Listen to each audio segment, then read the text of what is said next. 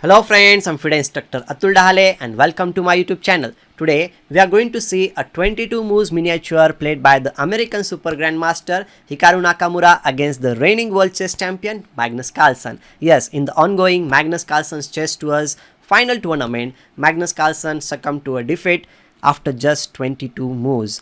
And this game is very interesting because after initial moves, that is the Rai Lopez opening, Magnus Carlsen played a simple tactical mistake.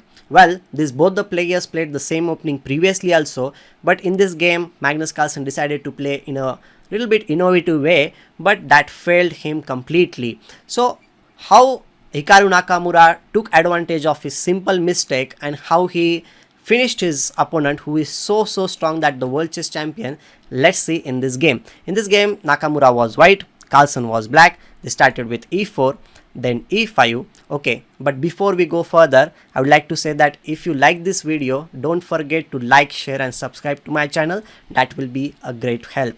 So here knight f3, knight c6 was played, then bishop b5. Rai Lopez opening is going to happen, knight f6, d3 and now bishop c5.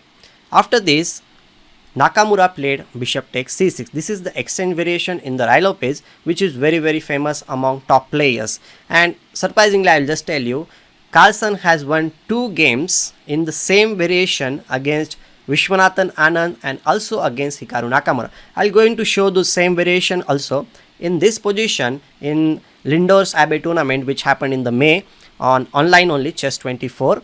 Magnus Carlsen decided to play, okay, after knight bd2 he decided to play bishop g4. In this game he decided to play castle, and another good move in this position is also knight d7. But before we go further, I would like to show you what happened in that game which I was talking about.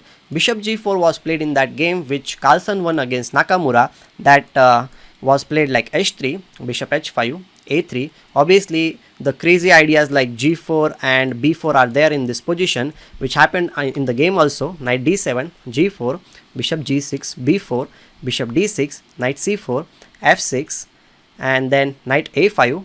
The b7 pawn is being attacked, so queen c8, knight h4 again. Okay, both the knights are going to the corner of the board, and this is something strange. Okay, knight f8, the knight is going to be regrouped in the center of the board. That is the place where the knight belongs. Knight f5, knight e6, bishop e3, king f7, c3, rook e8, h4, king g8, h5 and bishop f7. Well, this is a very complicated position, and in the complications Magnus Carlsen came up on top in this game. But today's game was a little bit different. After knight d2, Magnus Carlsen decided to play castle, and this is already a little bit new move we can say. Then queen e2 was played by Nakamura, rook e8 to support the pawn on e5 which was hanging until now. Now knight c4, again attacking the pawn on e5, and black played knight d7 supporting the pawn on e5. Well, here the simple developing move bishop d2 was played to connect the rooks. In this case we can even castle, or we can castle on the other side of the board, so both the options are free in this case. So now here very important move was played by Carlsen, that was b5. The knight on c4 is a very well placed piece and this should be dislodged from the square. Well, another idea is also there. Bishop d6 is also a possibility in this case, and that is good enough for black to play because then the knight on d7 will be free to move. But okay, b5 was played. Then knight came to e3 square where it belongs. Knights belong to the central squares. Now knight has the idea of going to f5 and so on, and here Carlsen decided to get some room for the bishop on c8, so he plays knight f8. Obviously the ideas are to play knight g6 and knight f4, or if it's possible he can play something else also. I'll not reveal it right now. But here Nakamura came up with a move which is like the alpha 0 move, you can say alpha go move, that is h4. This is something which is being very trendy nowadays. In any opening, players are playing h4, h5, they are playing this kind of moves, and especially in the rapid format which all these games are going on, this is a very interesting move to play. Well, in this position the h4 is played obviously to, if the black plays knight g6 then we can play h5. If knight f4 then we can play queen f1 followed by g3. The knight will be dislodged from the square, and white has some kind of play on the king side. That is the idea. Okay, but in the game, Carlsen played knight e6, overlooking a very nice move from Hikaru Nakamura. He forgot, or maybe I really don't know what happened. Maybe he miscalculated that knight takes e5 is coming on the board. And Hikaru Nakamura, I was watching this game live, and knight e5 was played in just 7 seconds. Yes, Hikaru Nakamura is a very quick player. He is obviously the world number 1 in Blitz, and he plays knight takes e5. And here, okay, there are several possibilities which are going to happen. We will be looking at them step by step. Well, after knight e5, the pawn on c6 is being attacked. Okay, the pawn on f7 is also a little bit under pressure. Here, the thing is that knight d4, which might be his plan of action, fails to a very nice move from white side, that is knight takes f7. Probably this is the move which Carlsen missed in his calculation maybe. So here the variation might go knight takes e2, knight takes d8, good move. And here, okay, the knight, if you capture the knight, obviously we can just capture king takes e2, and white has plenty of pawns on the board.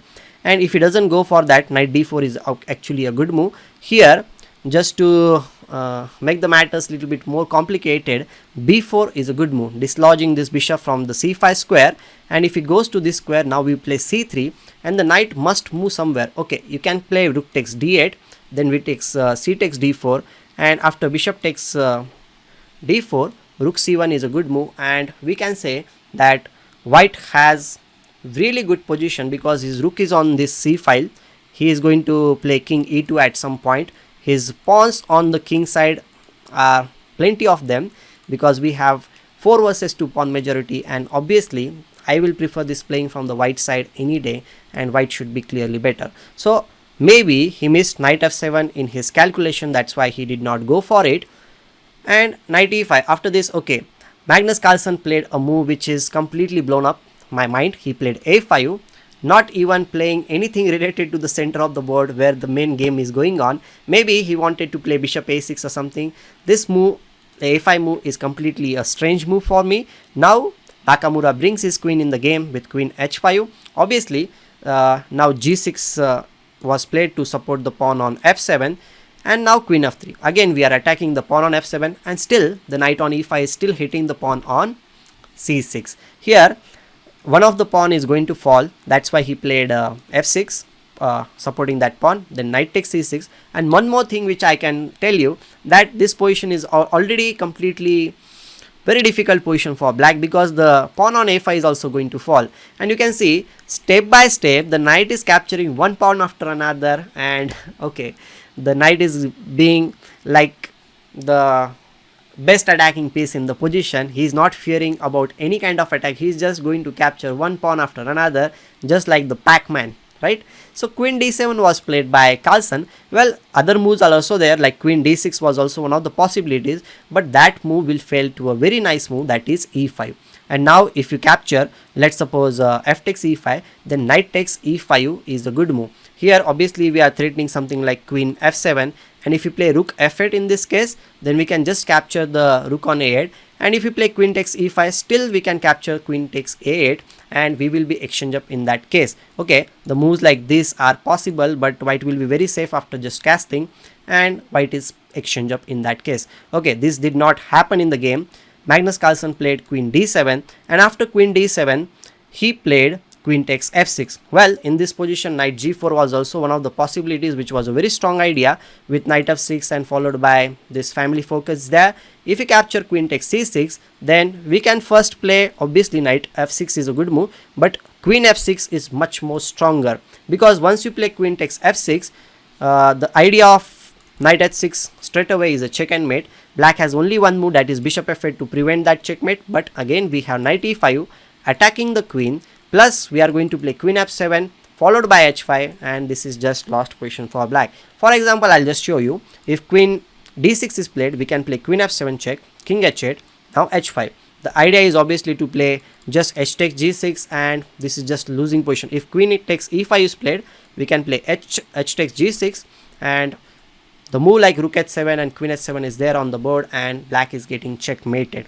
so that is not any good idea. Okay, but in the game knight g4 was not played, he played queen takes f6, but this position more or less might lead to a same position. Here queen c6 was played by Carlsen, and now here obviously knight g4 will lead to the same variation which we talked about, but Nakamura found out a more human move, that is bishop c3. That is also good enough to win this game, because after rook f8 which was played, queen h8 is a good move, king f7, queen takes h7, and all the pawns which are there on the other side of the board are falling one after another.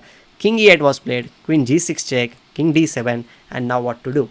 Well, the king is there on the d file, and it's our duty to open up the d file. So he opens the d file with the move d4, and here if you capture knight takes d4, pay attention, okay, we cannot really capture here bishop takes d4, the queen on g6 is hanging, so we should just play queen g7 move. Now the rook is also there, so king e8 might be a good move, and we can just win plenty of pawns, and black's king is center of the board, and this is completely winning position for white. Well, in the game he did not capture on d4, he played b4, asking, okay, I am like attacking the bishop on c3, but Nakamura completely ignores this thing. He plays d takes c5 because all he wants is his rook on d1, and black will be completely shattered in that case. So after d takes c5, Carlsen decided to throw in the towel, he resigned, and this miniature game happened in this game. Okay, just for the clarity, we'll see what happens if he captures the bishop here. We'll be playing long castle check, the king is there. If king e7 is played, then we have knight d5, and king doesn't have really good squares in this case. If he plays king d8, okay, that is the only square for him, then knight b4 is a good move, and queen is being lost. Okay, that is also very interesting idea is there. If he plays queen d7, then knight c6 will lead to a check and mate. So without waiting for all these disastrous moves which were there in the position, Magnus Carlsen decided to resign, and this was a beautiful finish of the game. So I hope you enjoyed this game. If you like this game, please to like, share and subscribe to my channel, and you can support my channel by donating also in small amounts. All your donations will be appreciated with love and respect. Well, the link is given in the description, you can go there and check it out. Thank you very much for watching this video. We will be coming up with something more interesting in the next video. Till then, take care and goodbye.